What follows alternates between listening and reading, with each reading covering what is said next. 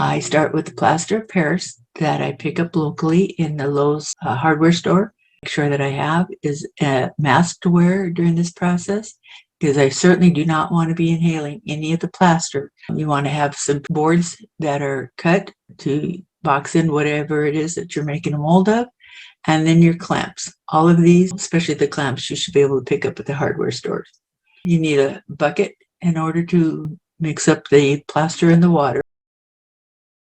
Clay with water mixture that I'm going to use throughout the mold making process because this is what's going to keep my pieces of mold not sticking together for the 3-piece mold that I'm making. I'm looking at my head.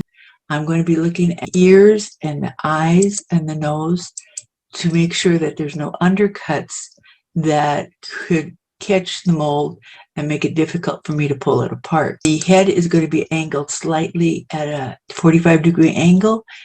Start making wads of clay underneath the head, support the ears to make the base for the whole support of the head for the first part of the pouring. You also want to make sure there's a pour spout.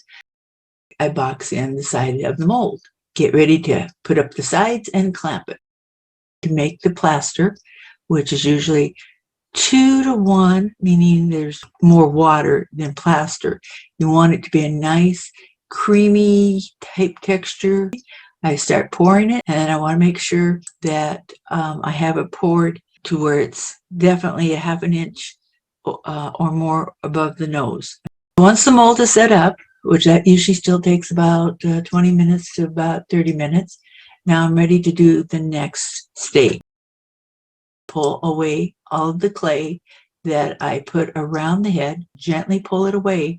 When you get to your actual head, all the clay is removed. I start painting it over the entire mold. And I even put a little bit on the outer edges just to help make the splitting apart process easier.